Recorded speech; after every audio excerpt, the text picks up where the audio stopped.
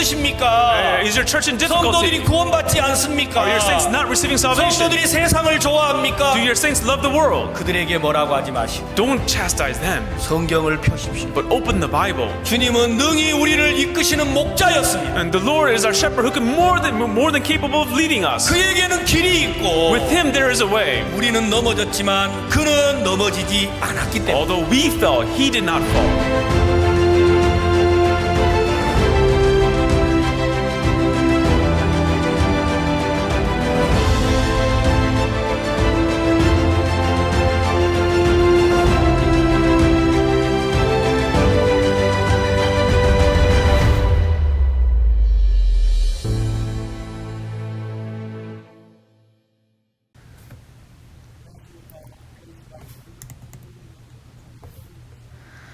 Bonjour à tous, c'est la troisième section de Ministère du Succès.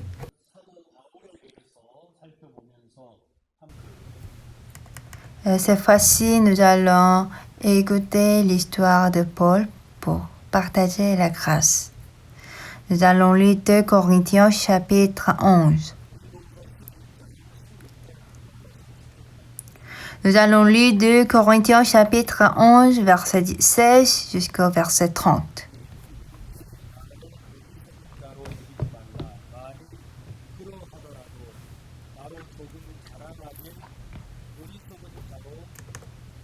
Je le répète que personne ne me regarde comme un insensé, sinon recevez-moi comme un insensé afin que moi aussi je me glorifie un peu.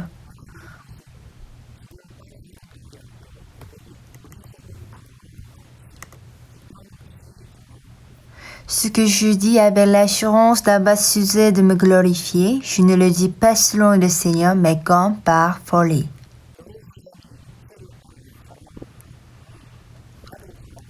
Puisqu'il en est plusieurs qui se glorifient selon la chair, je me glorifierai aussi.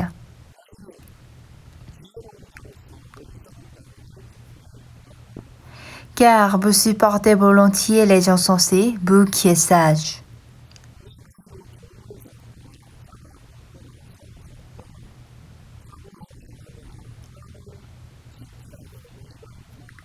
Si quelqu'un vous a servi, si quelqu'un vous dévore, si quelqu'un s'empare de vous, si quelqu'un est arrogant, si quelqu'un vous frappe au visage, vous le supportez.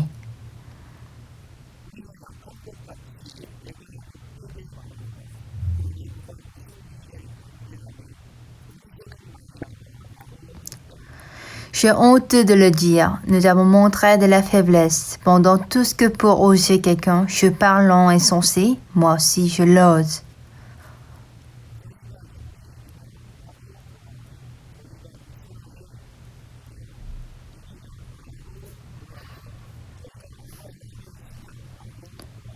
Sont-ils hébreux? Moi aussi. Sont-ils israélites? Moi aussi. Sont-ils de la postérité d'Abraham? Moi aussi.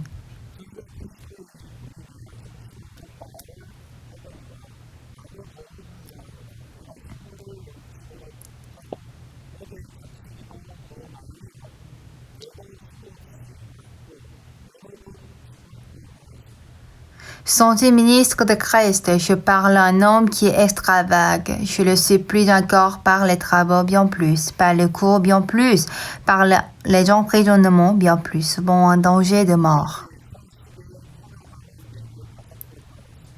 5 fois j'ai reçu des Juifs 40 cours moins 1.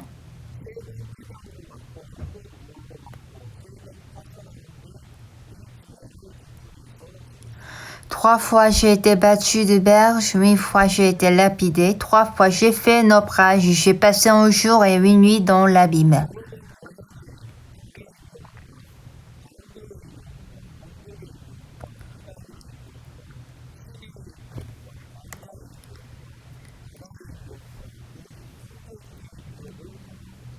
fréquemment en voyage, j'ai été empéré sur le fleuve, empéré de la part des brigands, empéré de la part de ceux de ma nation, empéré de la part des païens, empéré des villes, empéré dans les déserts, empéré sur la mer, empéré parmi les faux frais.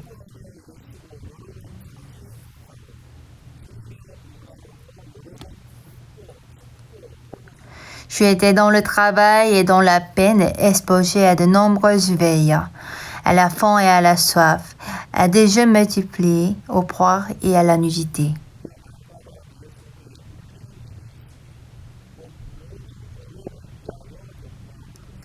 Et sans parler d'autre chose, je suis assiégé chaque jour par les soucis que me donnent toutes les églises.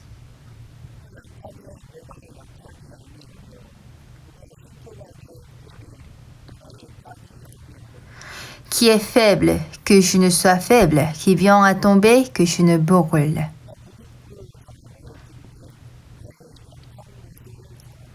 S'il faut se glorifier, c'est de ma faiblesse que je me glorifierai.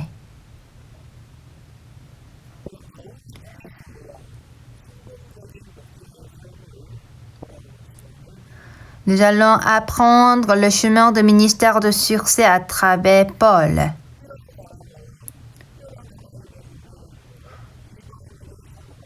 Une personne s'appelle Paul, elle a reçu la grâce spéciale de Dieu.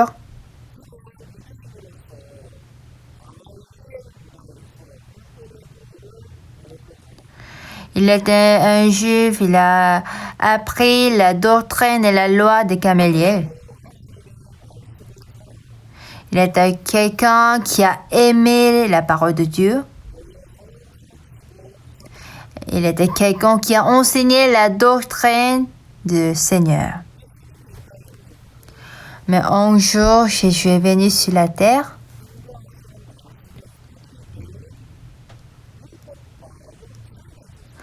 Mais la parole de Jésus était un peu différente qu'il a appris.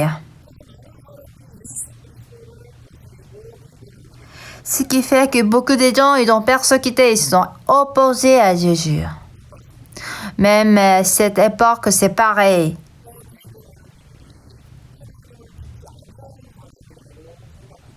Ne croyez pas que celui qui résiste à Jésus ne croit en Jésus.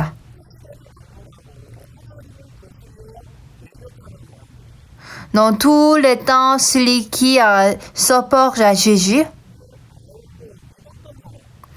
croit en Dieu, c'est la parole de Dieu. Lorsque Jésus est venu sur la terre, qui a crucifié Jésus-Christ sur la croix, c'était quelques-uns qui ont cru en Dieu. Même aujourd'hui, ils attendent de Dieu.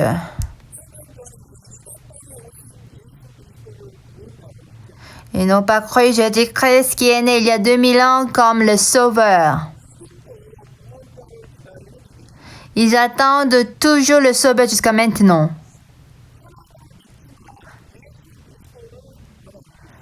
Même s'ils croient en Dieu, ils ne peuvent pas accepter Jésus-Christ.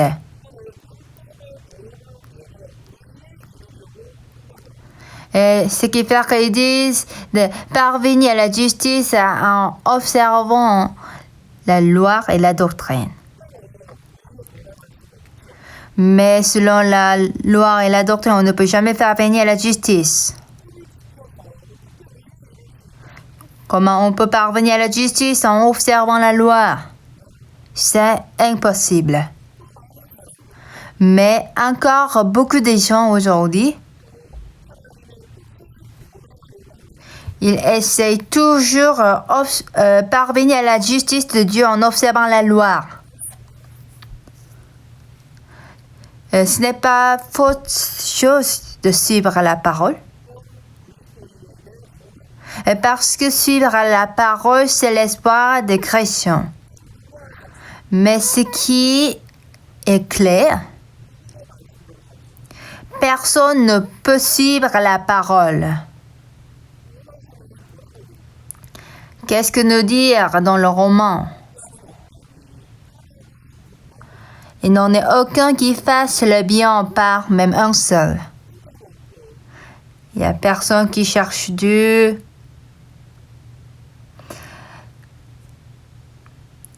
Tous sont égarés, tous sont pervertis.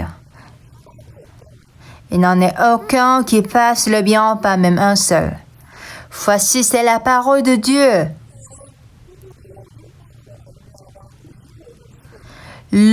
Aucun homme peut parvenir à la justice. Mais lorsque Paul était au terrain de Jupe, quand il était Saül, et parce qu'il a appris la loi et la doctrine de Gamaliel,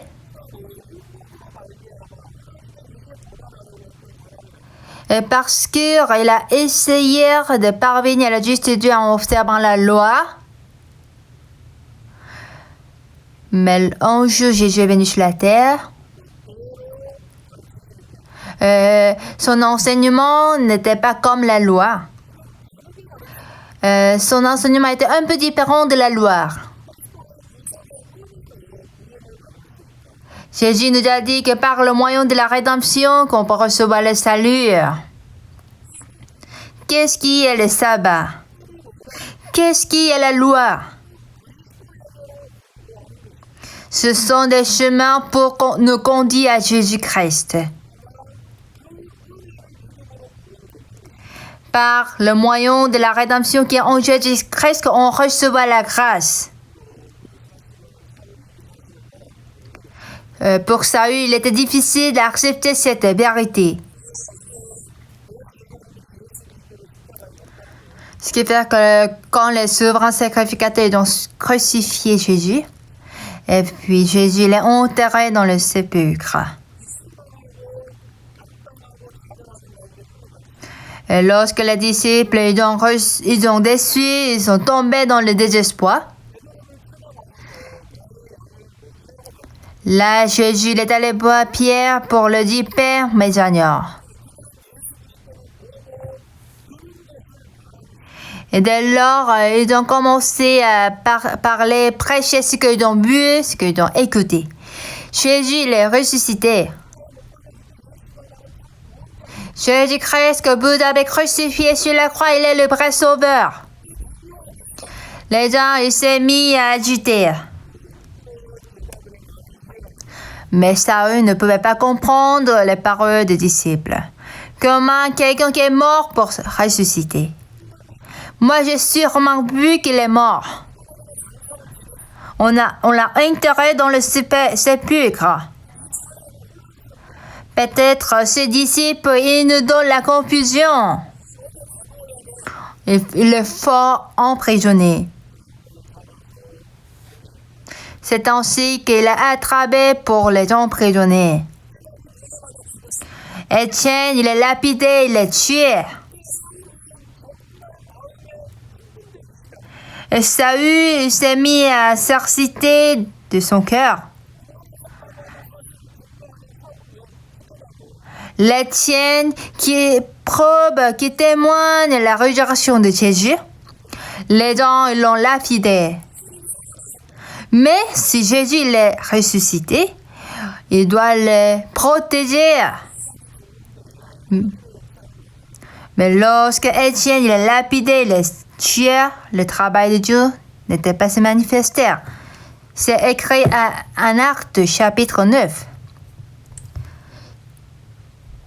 Saül, respirant encore la menace et le meurtre, il a obtenu la force. J'ai raison, Jésus ne peut jamais se ressusciter parce qu'il est crucifié sur la croix. Il a versé son sang et tous les jours dans ton cœur. Jésus-Christ qui est enterré dans le sépulcre. Comment une telle personne peut se ressusciter? Les témoins de la résurrection de Jésus-Christ, il faut les tuer. Parce que ces gens, ils tombent le monde dans la confusion. Lorsque Saül a écouté la nouvelle qu'il y a les gens qui témoignent la résurrection de Jésus-Christ à Damas, Il a planifié de les attraper.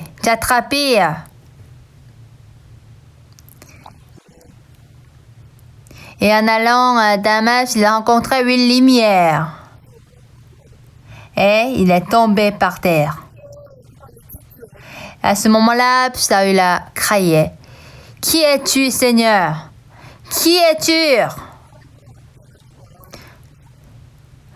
Les gens compagnons, même s'ils étaient avec Saül, ne pouvaient pas écouter cette voix. « Moi, je suis le Jésus que tu persécutes. » Saül, il est choqué. Tu es mort. Je t'ai vu que tu es crucifié. Est-ce que tu n'es pas enterré dans le sépulcre? Moi, j'ai emprisonné les disciples et les témoins de ta résurrection. Nous avons lapidé, nous avons tué Étienne. C'est-à-dire que tu es vivant.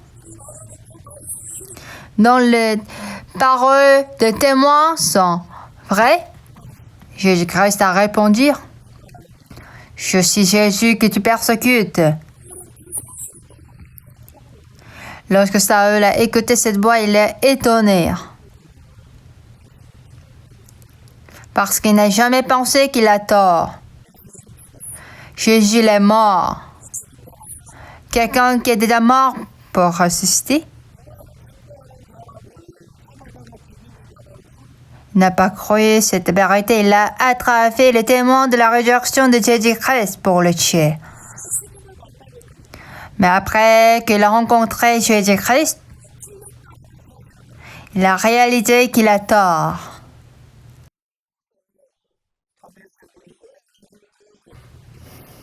Ce qui fait qu'il a arrêté d'aller à Damas. Et puis il a réalisé pour la première fois qu'il a tort. Je suis Jésus que tu persécutes. C'est là que Saül a reçu le salut.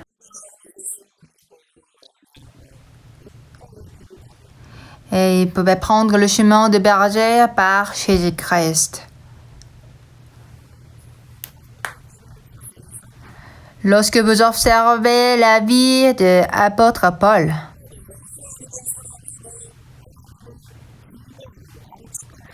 il était quelqu'un qui a aimé Jésus, qui a aimé le Seigneur, qui a enseigné, qui a témoigné. Ce qui fait qu'il ne pouvait jamais réaliser qu'il a tort. Lorsque Dieu a appelé Saül Paul,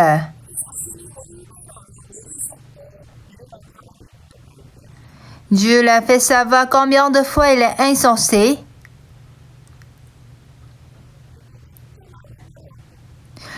Le chemin que Paul a eu la certitude, il a retourné en disant que j'ai tort. Ce que je connais n'est pas vrai. Après avoir réalisé cela, Saül il a retourné. Lorsque Pierre était jeune, il est allé où il a plu. Mais comme il est vieux, il était conduit, il était mené où il n'a pas voulu aller. Le vrai berger, ils ont le chemin de se retourner.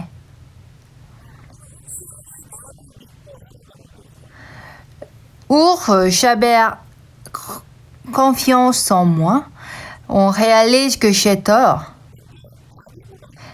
Je ne connais rien du tout.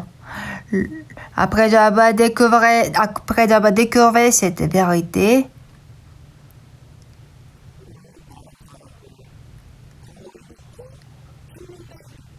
il a découvert qu'il est un maître, c'est vrai, et donc tué beaucoup de témoins de la résurrection de Jésus. Il a dit, je suis un maître, on persécutait un homme violent. Saül, il a cru qu'il est quelqu'un qui aime Dieu. Il a cru qu'il est quelqu'un qui se sacrifie pour Jésus, pour Seigneur, pardon. Mais à ce moment-là, il a tout perdu. Parce qu'il a réalisé qu'il n'est pas quelqu'un qui aime Dieu. Il était plutôt quelqu'un qui s'opporte à Dieu. J'étais quelqu'un qui a tué, qui croit en Dieu. Et elle disait qu'il est un blasphémateur, on persécutait un homme violent. Nous allons lire en Timothée.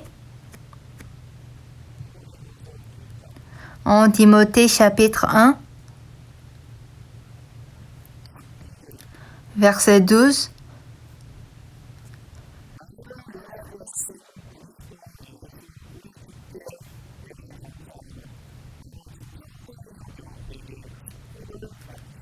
Je rends grâce à celui qui m'a fortifié à Jésus-Christ notre Seigneur de ce qu'il m'a jugé fidèle en m'établissant dans le ministère.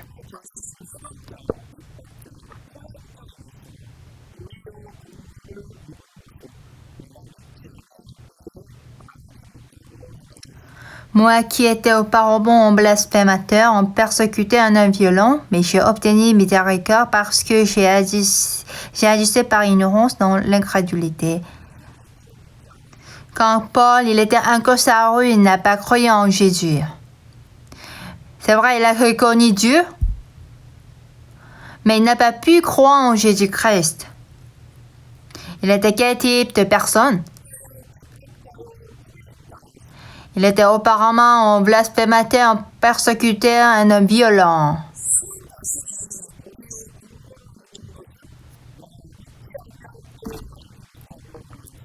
Mais j'ai obtenu miséricorde parce que j'agissais par ignorance dans l'incrédulité.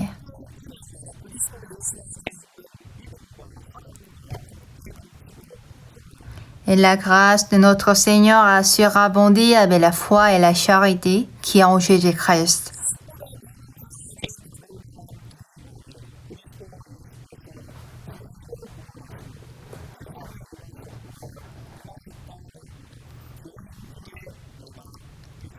C'est une parole certaine et entièrement digne d'être reçue, que Jésus-Christ est venu dans le monde pour sauver les pécheurs dont je suis le premier. Paul, il a réalisé combien de fois il est sale. Il a découvert qu'il est un méchant homme. Il ne savait pas qu'il s'opporte à Jésus. Mais lorsqu'il a rencontré Jésus en allant à Damas, il pouvait découvrir son propre image. Je suis Jésus que tu persécutes. Lorsque on réalise notre propre image, on ne peut jamais savoir notre image par la confiance, par la morale, par la loi, par la connaissance. Mais on doit se refléter notre image par Jésus-Christ. Saül, il a cru qu'il a raison. Mais lorsqu'il a rencontré Jésus, il pouvait réaliser qu'il a tort.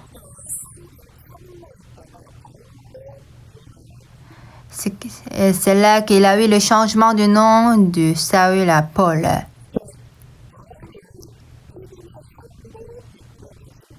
C'est ainsi que Dieu a mené Paul à la rue de foi. Quand on observe la vie de Paul, on peut découvrir le chemin du ministère du succès. Paul, il était conduit par Dieu en tant qu'apôtre de païens. Après qu'il est arrivé à Damas, il était conduit par Dieu à Damas.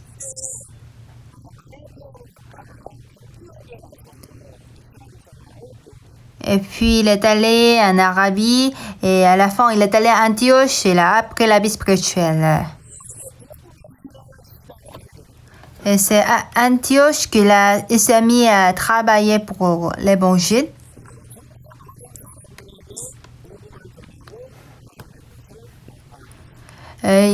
En tant qu'apôtre de païens, il a manifesté la parole et la volonté de Dieu. Lorsque nous avons lu 2 Corinthiens,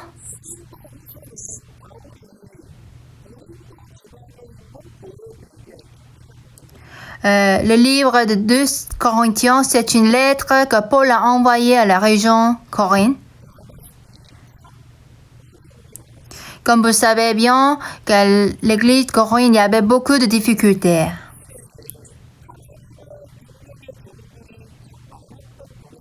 Et dans son temps, il y avait beaucoup de serviteurs de Dieu à cette église.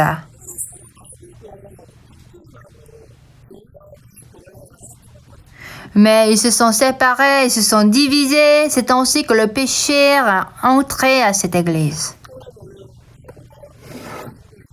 Cette église de Corinthe, de quelle façon Paul a conduit? Lorsque l'église est corrompue et lorsque l'église a pris le chemin du monde, lorsque le péché est entré à cette église, de quelle façon Paul a conduit à diriger cette église?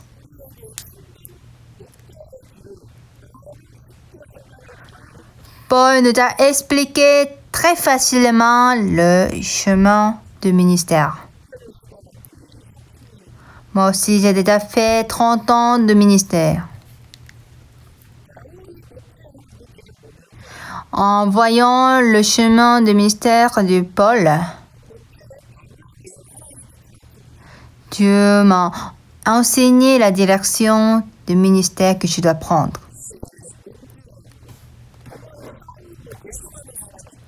Disons que s'il y a un fidèle qui combat, qui s'oppose à l'église, je me disais de quelle façon je conduis ce type de personne. Peut-être que je le dirais, pourquoi vous faites ainsi? Arrêtez de le faire. Ah, ce n'est pas bon. Peut-être j'aurais dit ainsi. Mais qu'est-ce que Paul a écrit?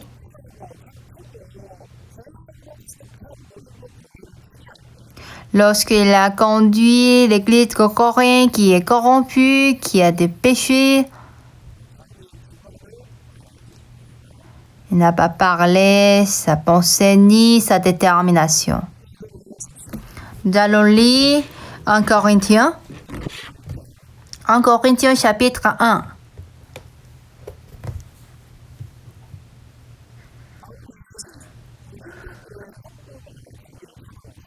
Lorsque l'un des fidèles de l'église de Corinthe est venu pour voir Paul, il a écouté la nouvelle de l'église de Corinthe.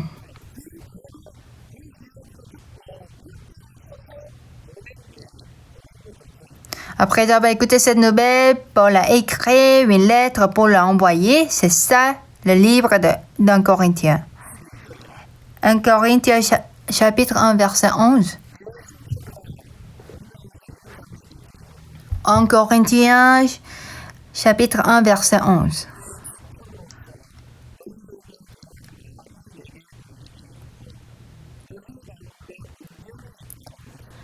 Car, mes frères, j'ai appris à votre sujet par les gens de Chloé qu'il y a des disputes au milieu de vous.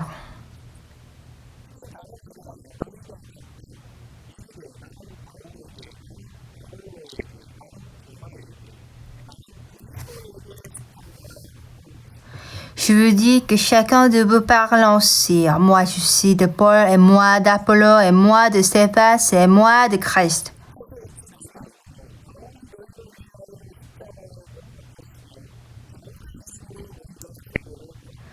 Christ a-t-il divisé? Paul a-t-il été crucifié pour vous? Ou est-ce au nom de Paul que vous avez été baptisé? Pourquoi l'église de Corinthe se dispute au milieu? Dans son temps, il y avait beaucoup de serviteurs de Dieu. Mais au milieu de fidèles de l'église de Corinthe, qu'est-ce qui s'est passé? Il y avait une dispute. Moi, je suis de Paul. Moi, je suis d'Apollo. Moi, je suis de Céphas. Moi, je suis de Christ. Chacun s'est mis à suivre ce qui le plaît. C'est la raison pour laquelle l'Église ne pouvait que se séparer. Bien-aimé, l'Église, c'est le corps de Jésus-Christ. C'est Jésus-Christ doit se manifester, mais il s'est mis à se manifester l'homme, la personne. C'est ainsi que la dispute était tout au milieu de cette Église. Après avoir écouté la nouvelle de l'église de Corinthe, Paul a écrit une lettre pour envoyer.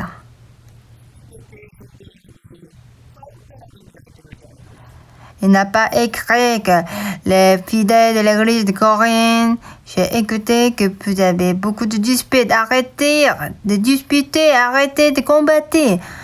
Il n'a pas dit ainsi. Lorsqu'il a écrit pour envoyer aux fidèles de l'église de Corinthe,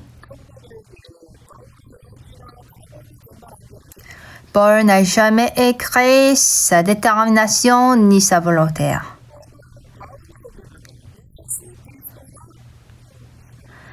Il a plutôt réveillé Jésus-Christ dans le cœur des fidèles de l'église de Corinthe.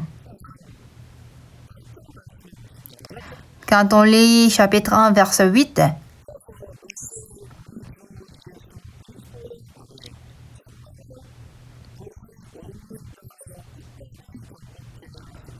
il vous affermira aussi jusqu'à la fin pour que vous soyez irréprochables au jour de notre Seigneur Jésus-Christ. À ce moment-là, l'église de Corinthe avait beaucoup de choses à reprocher, mais qu'est-ce que Paul a dit? Pourquoi vous disputez? Pourquoi vous combattez? Arrêtez de le faire. Paul n'a pas dit ainsi. Ils sont en train de se disputer, se combattre, se diviser.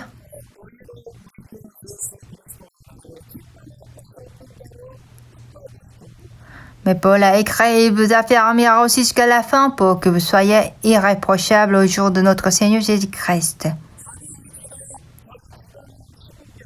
Paul n'a jamais établi sa volonté ni sa détermination.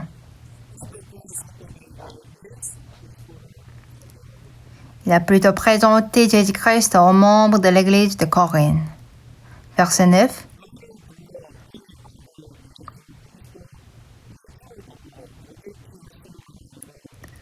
Dieu est fidèle, lui qui vous a appelé à la communion de son Fils, Jésus-Christ notre Seigneur. Pourquoi nous avons reçu le salut?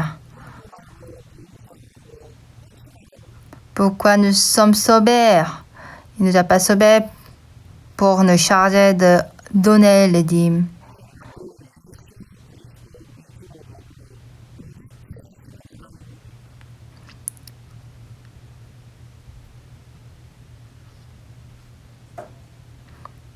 Dieu est fidèle, lui qui vous a appelé à la communion de son Fils, Jésus-Christ notre Seigneur. Pourquoi il nous a appelés pour s'entretenir avec son Fils?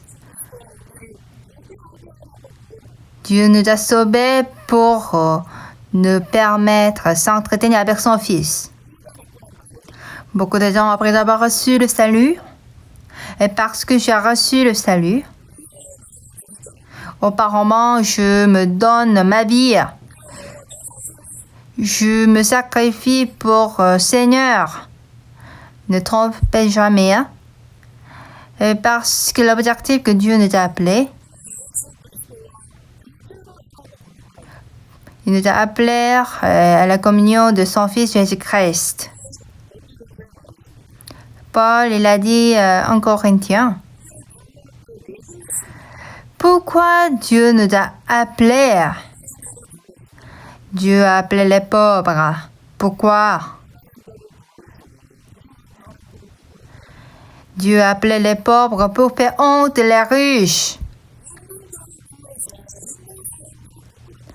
Il appelait les gens qui n'ont rien pour faire honte ceux qui ont beaucoup de choses. On est pauvre, mais comment on peut faire honte les riches?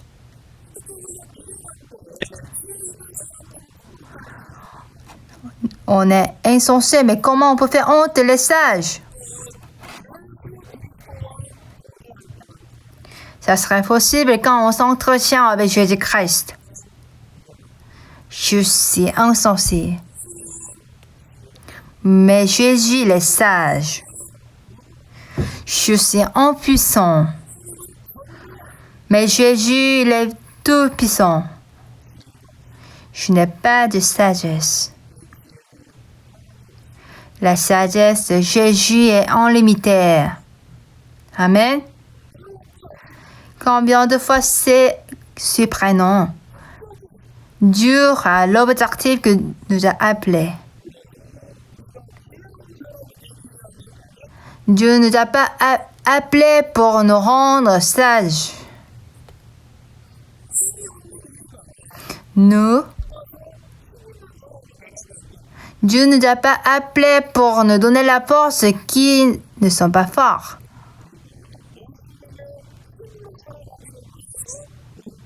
Dieu nous a sauvés parce qu'on est faible, mais si on s'entretient avec son Fils, il nous offre la force de Jésus. Voulez-vous faire le ministère excellent?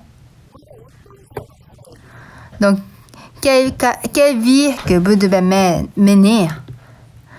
Nous qui n'avons pas de sagesse, comment on peut faire le ministère? On le fait par la sagesse de Jésus-Christ.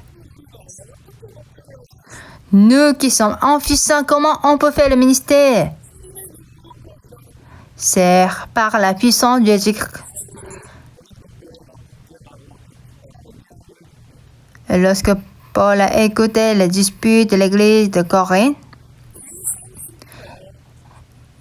il n'a pas dit « Pourquoi vous combattez? Pourquoi vous disputez? Arrêtez!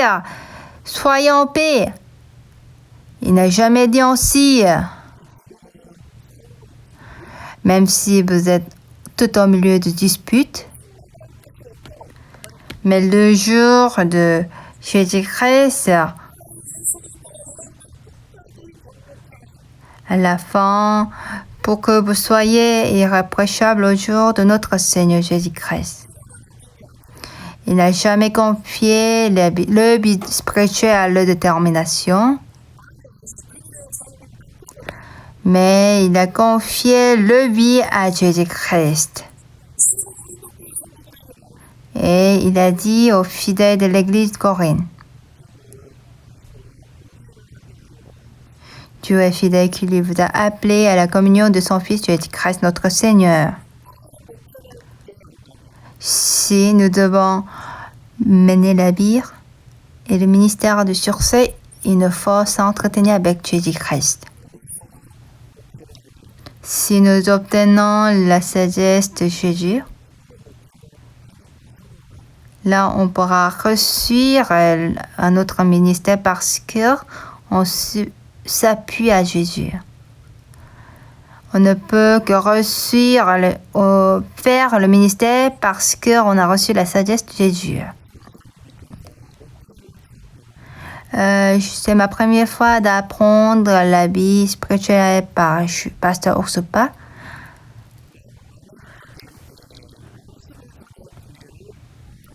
J'ai reçu une grande grâce que j'ai obtenu l'occasion de prêcher l'évangile sur le continent d'Amérique du Sud. Un jour, pasteur m'a posé une des questions. Pasteur Luminchai, parfois je me sens frustré. Mais j'espère que tu saches. Je veux que tu saches que tu es un grand homme. Je suis désolée de vous dire. Moi, je ne pouvais pas croire que je suis un grand homme. Ce qui fait que je ne pouvais pas répondre. Donc, j'ai baissé ma tête. Et le pasteur m'a redit, Je veux que Pasteur Imiter sache que tu es un grand homme. Moi, je suis quelqu'un qui n'a pas beaucoup étudié. Ce qui fait que je ne pouvais jamais imaginer que j'étais un grand homme. C'est ainsi que je ne peux pas répondre à la deuxième question. Mais pour la troisième question, Pasteur Park m'a dit: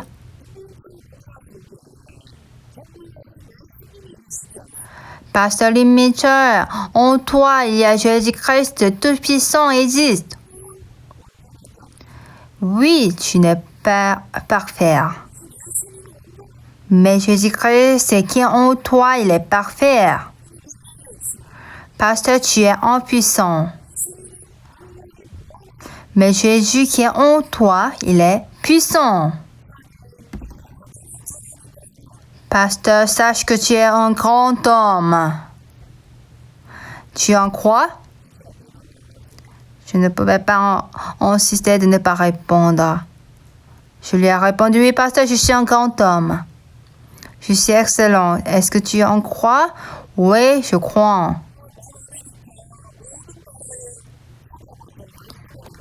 Du coup, lorsque tu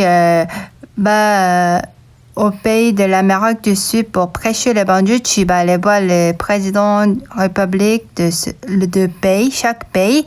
Tu lui demandais de te nommer un ambassadeur. Je suis choquée. Je suis un pasteur. Un pasteur devient un ambassadeur.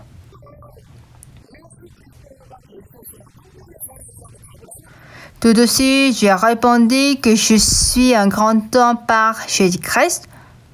Mais lorsque pasteur m'a dit d'aller demander de te nommer un ambassadeur, je me disais, c'est impossible. J'ai découvert, j'ai réalisé que je suis quelqu'un qui ne croit pas à la parole. J'ai réfléchi. Pour la première fois, oui, Jésus-Christ, il est en moi. C'est vrai, je ne suis pas un ambassadeur. Je ne suis pas qualifié d'être ambassadeur, mais Jésus est en moi. Donc, alors, demander au président de la République de me nommer ambassadeur. Plusieurs années, je suis chargée d'éduquer le groupe de anti-armée à Colombie. Donc, je suis allée dans la chambre de secrétaire du président. Je lui ai présenté que je suis un pasteur de Corée. J'ai envie de travailler pour les jeunes de Colombie. Nous avons envie d'enseigner l'éducation de Mind qui est basée à la Bible. Donc, nommez-moi comme l'ambassadeur de ce pays. Ils m'ont dit de rentrer. En entrant chez moi, je me moquais de moi-même. Comment je peux devenir un ambassadeur, hein?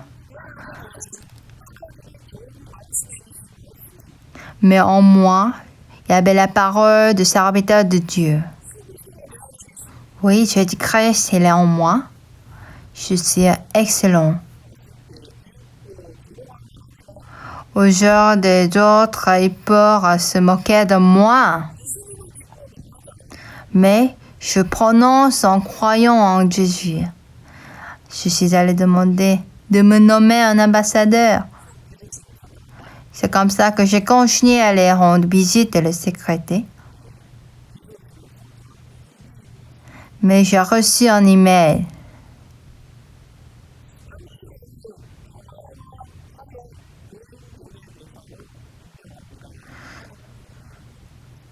Donc, j'ai reçu l'email qu'on me nomme comme ambassadeur d'honneur de paix et de réconciliation.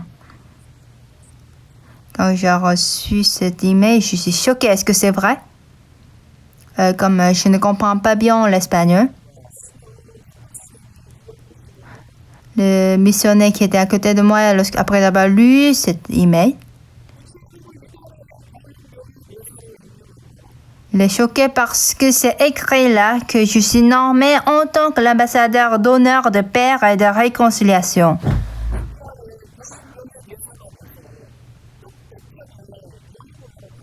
Dès lors, je suis devenu l'ambassadeur d'honneur d'éducation et je donne l'éducation de Mind audacieusement. Qui pour me nommer ambassadeur? Personne me reconnaît comme un ambassadeur. Mais c'est Dieu m'a rendu ainsi. Comme le serviteur de Dieu qui m'a dit, je suis impuissant, mais Jésus-Christ, il est en moi. Donc, bien-aimé, je suis quel type de personne? Nous devons choisir. Soit regarder moi-même en moi, soit regarder Jésus-Christ en moi. Lorsqu'on demande aux gens, est-ce que vous avez le péché? Il y a peu nombre de gens qui disent qu'ils ont péché parce qu'ils se regardent. Si on se regarde Jésus-Christ qui est en nous, oui Seigneur, je suis seul, mais je suis parfait. Parce que c'est Jésus-Christ qui m'a rendu ainsi. Voici, est-ce que c'est pas la foi? Apôtre Paul, il a espéré que les fidèles de l'église de Corinthe aient cette foi.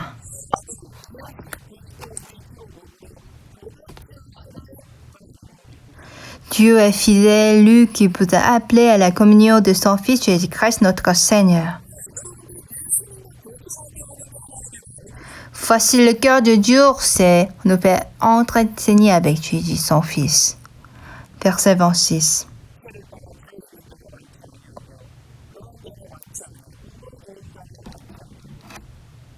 Considérez, frères, que parmi vous qui avez été appelés, il n'y a ni beaucoup de sages selon la chair, ni beaucoup de puissants, ni beaucoup de nobles.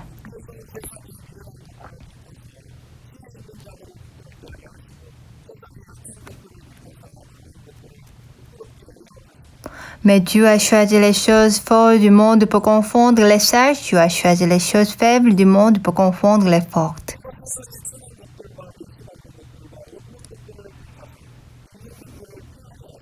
Et Dieu a choisi les choses vues du monde et ceux qu'on méprise et ceux qui ne sont point pour réduire à néant ceux qui sont.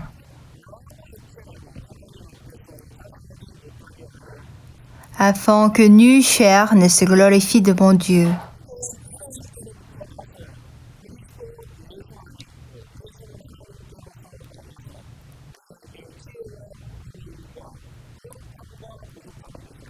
Or, c'est par lui que vous êtes en Jésus-Christ, lequel de par Dieu a été fait pour nous sagesse, justice et sanctification et rédemption.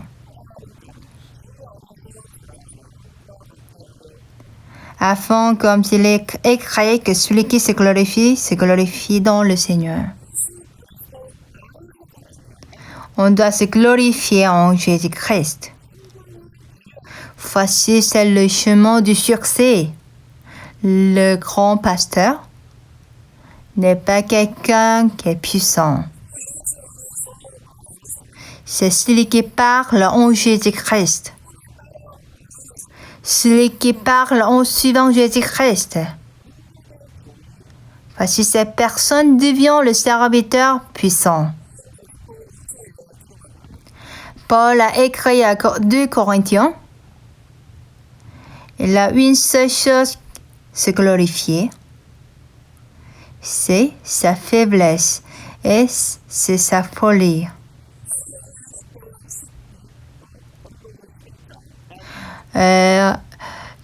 Encore 2 Corinthiens chapitre 11 que nous avons lu aujourd'hui. Apôtre Paul, il a reçu les persécutions et les difficultés, mais il n'a jamais se glorifié des choses. Quand on voit les difficultés que Paul a rencontrées, moi je crois que parmi les pasteurs, il n'y a personne qui a pris le même chemin que Paul. Est-ce qu'il y aura quelqu'un qui a tombé en difficulté plus que Paul? Mais Paul, il n'avait rien à se glorifier.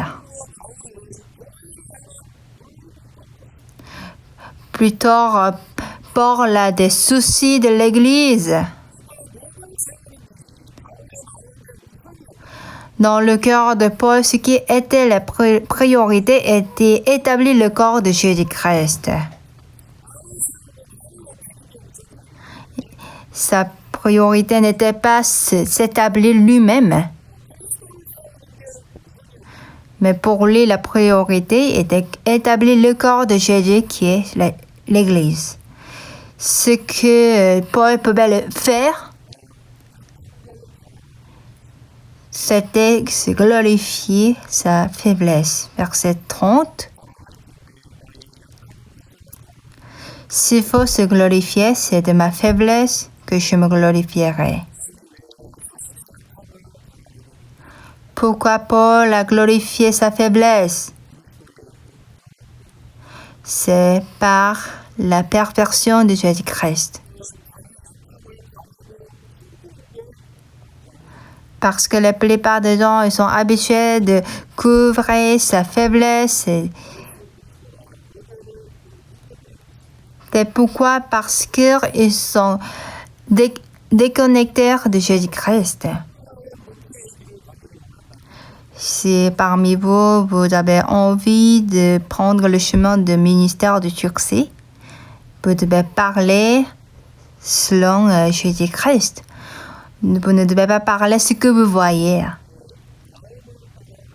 Mais vous devez parler en suivant le cœur de Jésus. Vous devez parler la puissance de Jésus.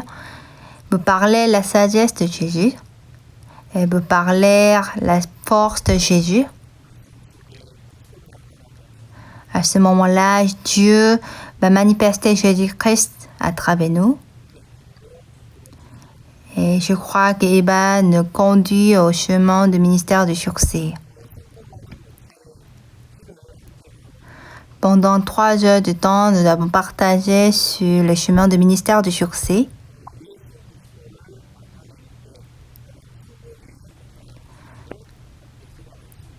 Nous avons écouté la parole de manifester Jésus-Christ. C'est ça le chemin du ministère du succès. Je vais terminer la 3e section. Merci.